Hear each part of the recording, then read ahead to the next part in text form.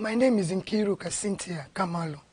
I am from Mbara in Ohaji Ebema Oguta, Oru West constituency of Imo State. The reason why I'm here, initially I don't want to grant this interview. But the reason why I'm granting this interview is because laws have been said outside without anybody bothering to hear from me. I was surprised one day my cousin called me and was like showing me a publication. That was 3 days ago. So I was like, what is happening? This thing has been going on. But people started sending me different messages.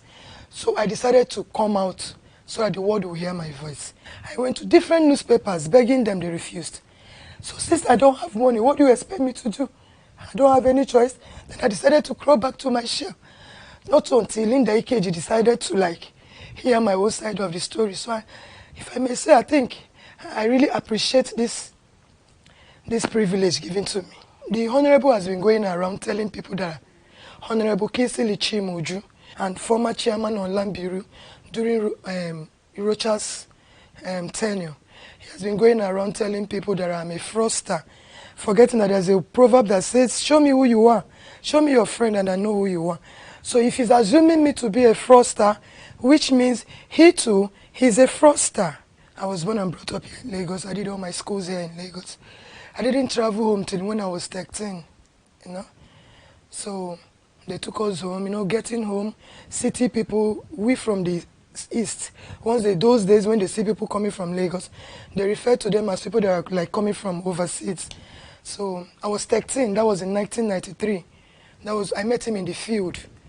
He was playing ball with slippers when everybody was on canvas, So after that we started chatting. I saw that he was a very good player. With Adibo, his close friend then, his name is Adibo, with Sule. So after the game, I told him I was going to dash him a canvas, and the canvas belonged to my elder brother. The canvas was this kind of canvas that you wear it when you walk, it sings music during Christmas period. So I stole the canvas from my elder brother, I gave it to him. Before I knew what was happening, we entered a relationship. So we've already entered a relationship before I knew that he was related to me. So when my dad knew that I was having a relationship with him, he drove me away from home. I was on the street for 4 good years. I don't know how to say. My childhood days was really messed up. When they say messed up, people that knows about it could testify. People from within that Ebema axis will always testify. So the relationship lasted for 10 years. During the relationship, I had 2 abortions for him because my parents refused. One, the conditions they gave me why I wanted to marry him was 1, he was my brother. 2, that we were committing incest. 2, he was from a very poor home. When I say poor home, I mean a very, very wretched home. When they say somebody is wretched, at least mud house is the cheapest building you can ever think of. But whereby someone cannot even be able to get that kind of thatched out, build it 2 rooms, just managing to get one and he's staying one with his mother, his father and himself. That's to show you the level of poverty he was in then. He was always in my house. He eats morning food, afternoon food, night food. We were very close, Not until, I think we separated in 2003. Then after 2003, because I saw that the relationship was not heading anywhere, so I decided to end it. So he went his own way, I went my own way. I didn't meet him again till 2015, when I got a contract with NDDC for the electrification of, what is it called again? Transformer in Delta State University, Abraka. So I didn't have much fun to execute it then. So I went to my cousin, Gideon Mefo, who was an XA to NDDC to look for fun. So he was like, your former boyfriend has made it now. He's now presently the deputy chief of staff. Why don't you go to him and ask him for assistance? At least the assistance you rendered to him in those years, you could still use it to replenish back to you. And I said, okay. But before then, I was already married. I was married with 3 kids. And I had a baby on my hand, a baby of 2 months. So when I called the Honorable Kingsley Uju, he was very happy to hear my voice. So he was like, Nkiru, come to Owerri, come to Owerri, So I told him, I fixed the date, I told him I was coming. He now said, if I was coming to Owerri, I should come with all my documents to enable him see if truly I was awarded a contract and I needed to execute it. So I said, okay. That very day, that was on Thursday, at about 11, I saw a text message on my phone. He booked a ticket to come to Owerri. So he booked for me, then I had to book for my child because there was nobody I could leave the child with. Others were in hostels. So I had to go with my child to Owerri. On getting to Owerri, on arrival at the airport, I called him. I said, I've already arrived. I want to look for any cheap hotel to check in and then refreshing up, then call you so that we know where to meet. So he was like, there's no need, that he had already booked for a hotel for me. And the name of the hotel he booked for me is Jacob's Inn. Number 1, Yaradua Close, New Owerri. So he told me that he has already booked for it. Since I have nothing to be afraid of or not to trust him, I went there. On getting there, he asked me to ask the manager that he sent me. So when I met the manager, I was like, Chima sent me to come and collect key. So the manager was like, he doesn't know who is Chima. Okay, but meanwhile, I called the person. Let me confirm if it's really the same person that paid. That I know. I said, okay. So I called him. I said, the manager said I should call you that. He doesn't know you as Chima. So he started laughing. He said the manager knows him as Kingsley. I said, okay. So I gave the manager phone. The manager spoke to him. So they spoke for like 2 seconds. So the phone was returned back to me. So I got it. Then what I saw, the manager gave me a key, a room key 103. I went into the room. By this time, it was already 5 in the evening, or past 5.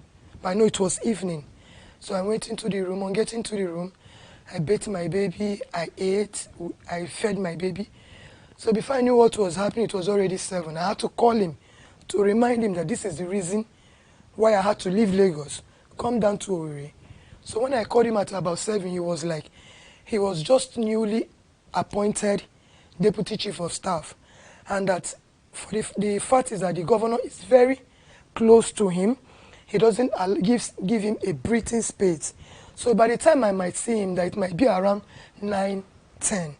But whatever happens, that I should just believe that he must come and see me. I said, okay. So before I knew what was happening, I slept off, So not until about 1:38, I had a knock on the door. Because for like 10 years, I didn't go to the village. I didn't go to Owerri. I'm married to an Urobo man, When I had a knock, I was very scared because rumors were going around how people were slaughtered in the hotel. And my family didn't know I went to Owerri. So I had every reason to be scared. So what I did was, I was shaking, I was shivering, Then if my phone rang, I picked my phone.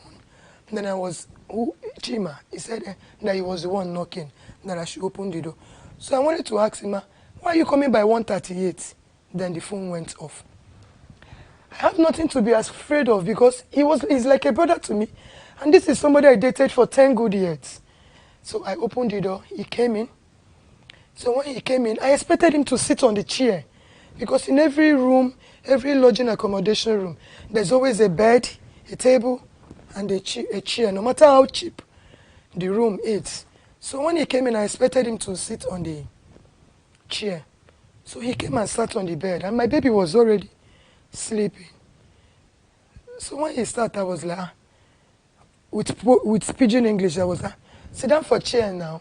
He said, no, is it a crime to sit down near you? And Kiru, you are beautiful, you have changed. Before I knew what was happening, he was shifting close to me. So I made it clear to him that I was married to an Urobo man. And the Urobos have this culture that once you are married, if you have anything extramarital affairs, it wouldn't affect you that committed it. It will start affecting your innocent kids. So I tried to make him see reasons why I wouldn't want to have any intercourse with him. Let us remain the way we are, brothers and sisters. What if not that I had a contract, I wouldn't come looking for you. Before I knew what was happening, he was already dragging with me. I tried to shout. He told me that even if I shout, nobody will come, that this is the hotel where he uses. And moreover, that his security men are downstairs. He ended up raping me. That's the truth. Even when he was on top of me making love, having sex with me, breast milk was coming out. I was shedding tears. I was like, can't you see, even if you don't have conscience, for the sake of this little boy, can't you at least there are things that emotionally, at least, when you see something that can touch you, you will have to calm down, you know? So that was in 2015, within November, October, November, within that period. Was he married at this point?